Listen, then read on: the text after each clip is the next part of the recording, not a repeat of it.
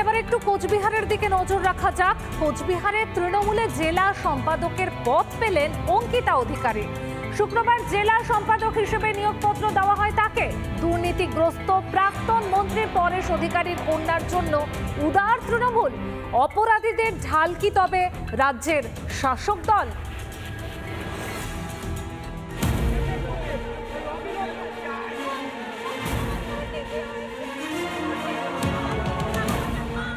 রোদ ঝড় জলে আজও পথে হকের দাবিতে আন্দোলনরত চাকরি প্রার্থীরা। রাজ্য সরকারের কান পর্যন্ত আজও পৌঁছয়নি তাদের কান্না, দেখে না তাদের চোখের জল, মেলেনি ইনসাফ।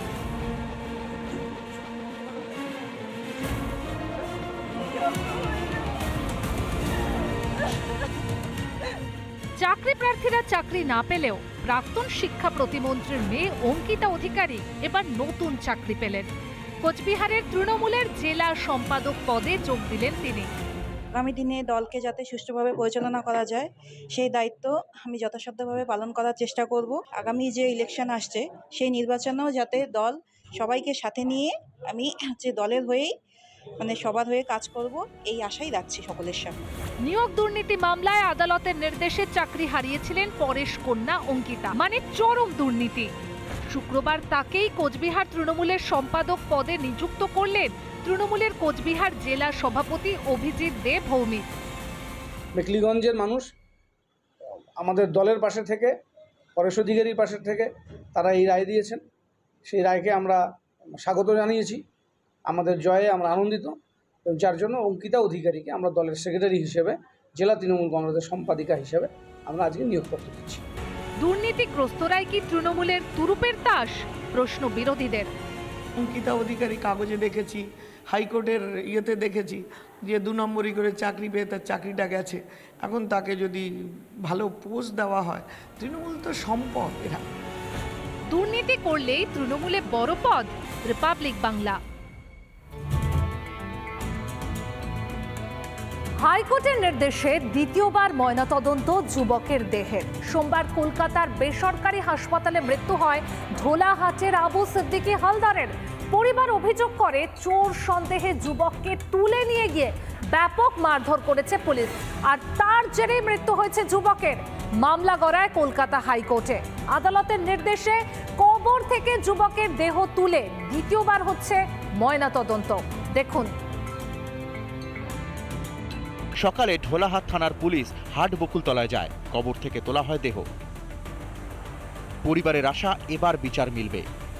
ঢোলা থানার পুলিশদেরকে দূরে সরিয়ে দিয়ে আজকের লালবাজার থেকে বা আরও উপরের যত আইসি ডিজি এসে এই লাশ তুলছে, এটাকে আমরা ধন্যবাদ জানাই। ডুপ্লিকেটি করেছে যে এটা জন্ডিস হয়ে মারা গেছে, কিন্তু জন্ডিস হয়ে মারা যায়নি। ওর কোনো অসুখ ছিল না, ও সুস্থ শরীর ছিল। হ্যাঁ, রায় দিয়েছে, আবার ময়নাতদন্ত হোক। খুশি আপনারা? আমরা খুশি। চোর সন্দেহে ধৃত আবু সিদ্দিকী হালদারকে পুলিশি হেফাজতে ব্যাপক মারধরের অভিযোগ করে পরিবার। এরপর হাসপাতালে মৃত্যু হয় যুবকের। তারপরই রণক্ষেত্রের চেহারা নেয় দক্ষিণ 24 পরগনার ঢোলাহাট।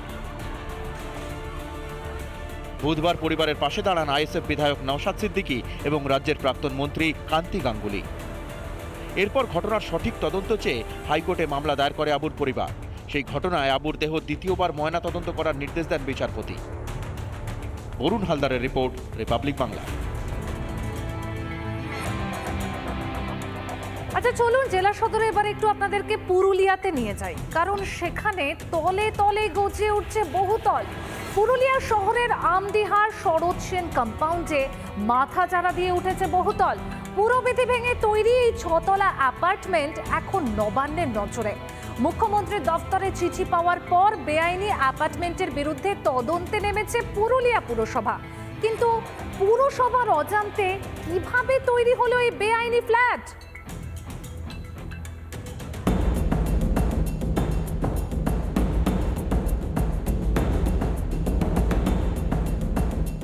পুরুলিয়ার আমদিহায় 23 নম্বর ওয়ার্ড, যেখানে মাথা চাড়া দিয়ে উঠছে বহুতল, আর সেই বহুতলেই ভঙ্গ হয়েছে একাধিক বিধি। অভিযোগ অনুমোদন ছাড়াই তৈরি করা হয়েছে 6 তলা ফ্ল্যাটটি। অভিযোগ সেই বহুতলের 2টি ফ্ল্যাটে হয়েছে মিউটেশনও। যা নিয়ে মুখ্যমন্ত্রীর সচিবালয়ে অভিযোগ জানান ওই এলাকারই বাসিন্দা অবসরপ্রাপ্ত আধিকারিক বসন্ত চট্টোপাধ্যায়।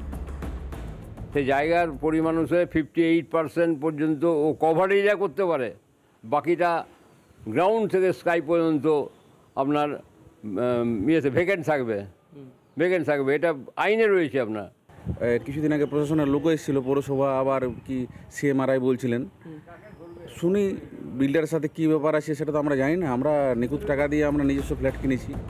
নবান্ন থেকে জেলা শাসকের কাছে চিঠির পর অভিযোগ খতিয়ে দেখতে সেই অ্যাপার্টমেন্টে হানা দেন পুরপ্রধান।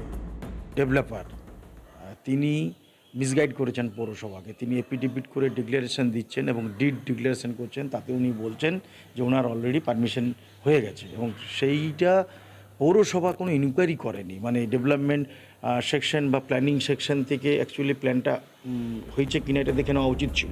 জানিয়ে শাসক দলকে দুষতে ছাড়েনি বিরোধীরা।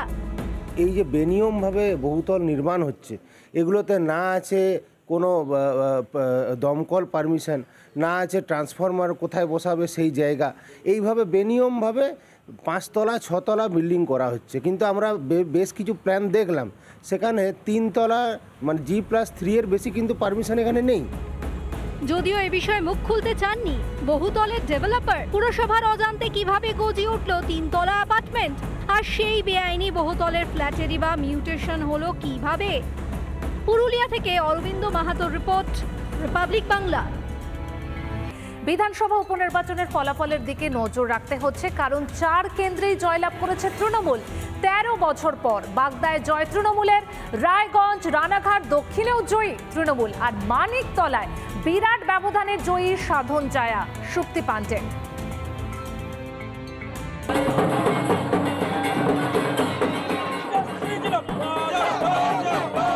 রাজ্যের 4 কেন্দ্রের উপনির্বাচনেই জয়ী শাসক দল।